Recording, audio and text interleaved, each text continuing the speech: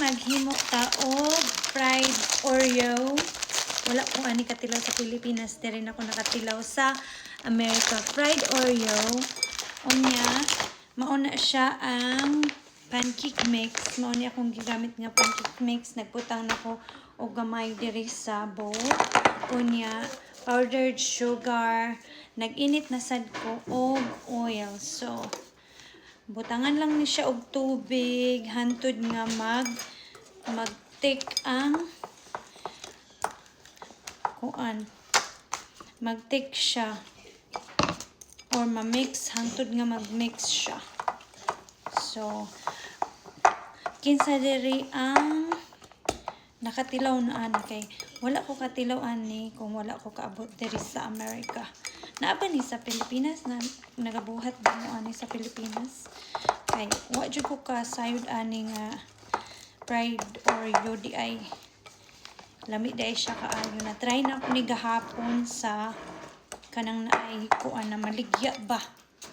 Unya lami siya kaayo. So amao na akong try today. So ipakita na ko unya ninyo kung mahuman na.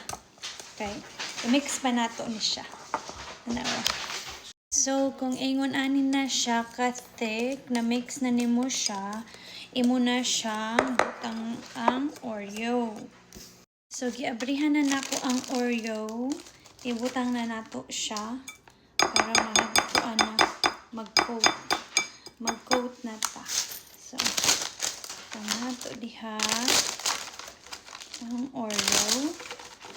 Unya, nag-init naman ko og mantika. Okay. Para dali na lang. Nya magamit ta og tong. Nya mauna na siya. Ato lang na siyang i-coating. Lubong-lubong lang nimo siya gamay para na-i-coat na ang imong Oreo, di ba? So nag-init na ko. Mauna siya init na ang atong oil. Nya ibutang nimo ang Oreo diha, ingon ana siya. Look at that. Perfect. First time na ko ni maghimo ani. So tan-awa, murag init kaayo ang akong kuan. Ang akong oil, kinahanglan jud init imong oil. Diba? Ano? Diba? Bongga. So, ana na